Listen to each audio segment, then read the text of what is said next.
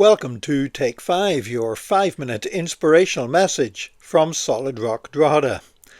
I'm Nick Park, taking us through a series of messages where we look at the books of the Old Testament and we see Jesus. He's there, he's in every book, he's in every page, every line of every page, because he is the theme of the Bible.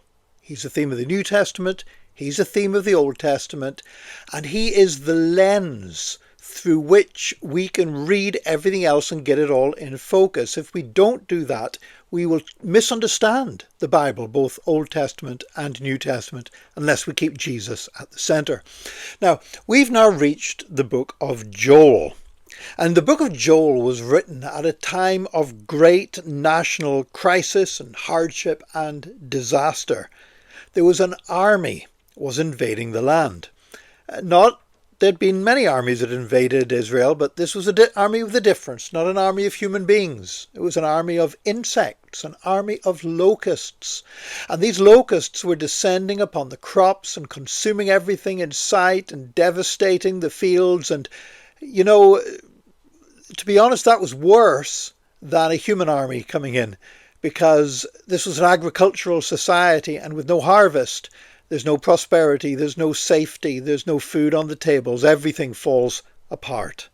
And so at this time, whenever this army of locusts was sweeping across the land, there's a call to repentance. And the prophet Joel did this by basically saying, look, he doesn't say, hey, they're not so bad. He says they're worse than you thought. These locusts are more powerful, more numerous, more devastating than you've even realized yet. Now, the reason he was saying that was not to depress the people. It was to make them realize that, humanly speaking, there was nothing that they could do about this. All they could do was cry out to God, because only God could save them. And we know, of course, as Christians, that's so true, that as long as we think we have a way of saving ourselves, we'll try those different things and they won't work. But when we realize there's nothing we can do to save ourselves, we call upon Jesus. And that's when salvation comes, and that's when miracles happening. And then Joel, in the midst of all this, having said how bad things were and how bad these locusts were, he says, "But the Lord is gracious and compassionate, slow to anger, and abounding in love." And if that sounds like the lyrics of a song, well, you'd be quite right. It is the lyrics of a song, because when we want to sing praises to Jesus, we reach back into the Old Testament, not just the book of Psalms, but on this occasion, into the book of Joel. And Joel says, you know what? It looks like the situation is impossible, but God can do a miracle. He says, in fact, God can restore the years that the locusts have eaten. Then he goes on to move on from that and say, not only that, he said God can restore all the damage that's been done by the other invading armies, the peoples, the foreign nations that have invaded and devastated the land.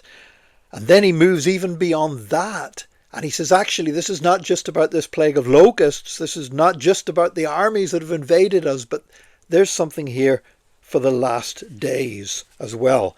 And so Joel says, having said about having said about the locusts, having said about the armies that God would protect them from, he speaks about the day of the Lord. He speaks about, in Joel chapter 2, verse 31, the great and dreadful day of the Lord, the very last days, the very end times. And in those last days, of course, those words will be familiar to us because they were what Peter preached in the first ever Christian sermon. First ever Christian sermon on the day of Pentecost, Peter preached from the book of Joel. He said, this is what was spoken by the prophet Joel.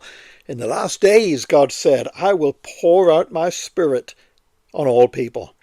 And what Peter was saying was that the death and the resurrection of Jesus were the events that had now ushered in Joel's last days, that we're living in the last days now. The old covenant's on its way out and the new covenant has arrived.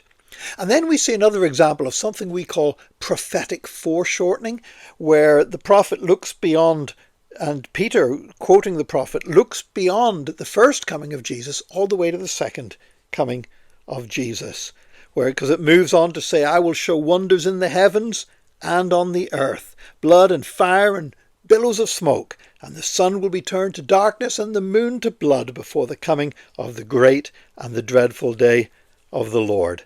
Because if God could overcome the army of locusts, if God could overcome the foreign kings that invaded, if God could overcome all the powers of Satan that tried to stop Jesus coming to earth and dying on the cross and being raised from the dead, then God can overcome every obstacle to the church of Jesus Christ.